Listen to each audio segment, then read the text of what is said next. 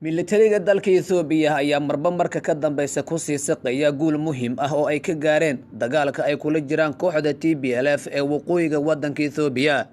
wararka ayaa waxa ay sheegayaan in hadda militariga dowladda federaalka ah Itoobiya ay magaala madaxda maamulka Tigreega Mekelle ay u jiraan wax ka yar 75 meel ama 120 kilomitir iyadoo oo saacadihii la soo dhaafayna duqeymo xoog leh ka geystay magaala madaxda gobolka Tigreega sida uu sheegay madaxweynaha maamulkaasi isagoo oo ka jawaabayay codsi kaga yimid wakaalada wararka Reuters ee ku saabsanaa uu ka warbixiyo xaaladihii ugu dambeeyay ee wadanka Itoobiya si gaar ah waqooyiga dalka Itoobiya ee gobolka Tigreeg. madaxweynaha maamulka Tigreega Debretsion ayaa waxa uu sheegay in xukuumadda Addis Ababa diyaaradaha droniska ah iyo hubka aadka u xoog badan ay ku garaacayso deegaanada maamulka Tigreega isagoo oo sheegay in duqeyntii ugu dambeysay oo lala beegsaday magaalada Mekelle ay ku dhinteen 2 qof halka tiro kalena ay ku dhaawacmeen. jawaabtu uu bixiyay madaxweynaha maamulka Tigreega isla markaana ay heshay wakaalada wararka Reuters ayaa tilmaamaysa in marba marka ka dambaysa ay guusha ku sii saqayaan dowladda federaalka ah ee Itoobiya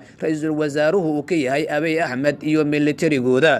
dhinaca kale waxaa fashil qarka u saaran wadahadal ay garwadeen ka ahayd xukuumadda wadanka Uganda oo la doonayay in la isaga soo horkeeno ra'iisul wasaaraha dalka Itoobiya Abiy Ahmed wufuud ka socota iyo kooxda TPLF si loo dhameeyo colaadda wadanka Itoobiya si gaar ah ka holcaysa gobolka waqooyiga ee ay degaan shacabka Tigreega oo maalmihii ugu dambeeyay halkaas uu ka soconayay dagaal xoog leh.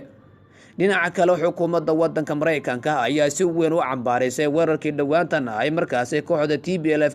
kooxda TPLF ay ku qaadeen gudaha wadanka Eritrea si gaar ah magaalada Asmara gegada garoonka diyaaradaha ee ku yaala magaalada Asmara. waxaana Mareykanku uu sheegay inaan la aqbali karin in la duqeeyo dal madax banaan ilaa iyo hadda Eritrea jawaab dhab ah kama aanay bixin walow wararku ay sheegayaan in militarigeedu ay ka qayb qaadanayaan gulufka colaadeed ka dhanka ah maamulka Tigreega ee TPLF.